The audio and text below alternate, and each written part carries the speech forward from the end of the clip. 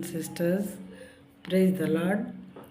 మరి బైబిల్ విషయంలో విన్నట్లుగా అనేటటువంటి ఛానల్లో వాక్యములు చూస్తూ ఉన్నటువంటి సహోదరి సహోదరులారా, దేవుని మహోన్నతమైన కృపలో మీరు క్షేమంగా ఉన్నారని తలచి దేవుని స్తుతులు చెల్లిస్తున్నాను.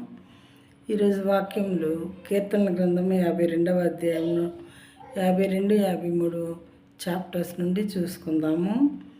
Psalms chapter 52 verse 2. Your tongue plots destruction, like a sharp razor, you worker of deceit.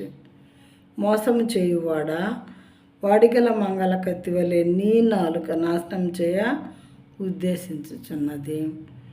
ఎవరిని గురించి ఇక్కడ అడ్రస్ చేయబడిందంటే, మోసము చేయువాడా, మోసం చేసేటటువంటి వారిని, డిసీవ్ చేసేటటువంటి వాళ్ళని గురించి ఈ వాక్యం చెప్పబడింది. ప్రియమైన వాళ్ళారా, వాళ్ళ నాలుక ఎలా ఉందట, వాడిగల మంగళ కత్తి వలె, అంటే వెరీ షార్ప్గా ఉన్నది. ఏం చేయటంలో, నాశనకరమైన మాటలు పలుకుతూ నాశనకరమైన పనులు చేయటంలోనూ, తర్వాత మోసకరమైన పనులు చేస్తూ మోసకరమైనటువంటి మాటలు మాట్లాడటంలోనూ ఎలా ఉందంట, వాడిగల మంగళ కత్తి వలె వెరీ షార్ప్గా ఉన్నది. ఏంటది? నాలుక. ఎవరి నాలుక? మోసం చేసేటటువంటి వాళ్ళ నాలుక, డిసీవ్ చేసేటటువంటి పర్సన్స్ యొక్క టంగ్ అన్నమాట. చూడండి, అయితే ఇలా చేస్తే దేవునికి ఇష్టం ఉంటుందా? మనం పరలోక రాజ్యానికి లేదా స్వర్గానికి చేరుకోగలుగుతామా? ఎలాంటి మాటలు, ఎలాంటి పనులు చేస్తే ఎట్టి పరిస్థితులను చేరుకోలేము. మనం ఈ లోకంలో జీవించేటటువంటి కొద్ది సమయము, మనకి ఎన్ని సంవత్సరాలు బ్రతుకుతామో మనకు తెలియదు. ఈ క్షణం బ్రతుకున్న క్షణమే మనది, మరో క్షణం మనం ఏమైపోతామో మనకు తెలియదు.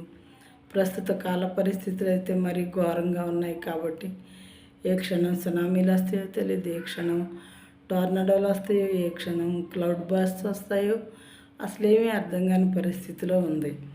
మనం మారు మనసు, రక్షణ అనుభవం కలిగి ఉండకపోతే ఇప్పటి వరకు మనం చేసేటటువంటి ప్రతి విధమైన చెడ్డ కార్యాలు మానేసి దేవుని పాదాల దగ్గరకు వచ్చి క్షమాపణ అడుక్కొని, అయ్యా ఇప్పటి వరకు చేసిన పనులన్నీ చాలా చెడ్డ పనులు చేశాను, ఇప్పుడు నుండి నీతిగా పవిత్రంగా నేను జీవిస్తాను, నన్ను క్షమించండి అని దేవుని క్షమాపణ అడుక్కొని మారినటువంటి జీవితం, మారు మనసు జీవితం మనం కలిగి ఉన్నట్లయితే దేవుడు మనల్ని క్షమించేవారుగా ఉంటారు.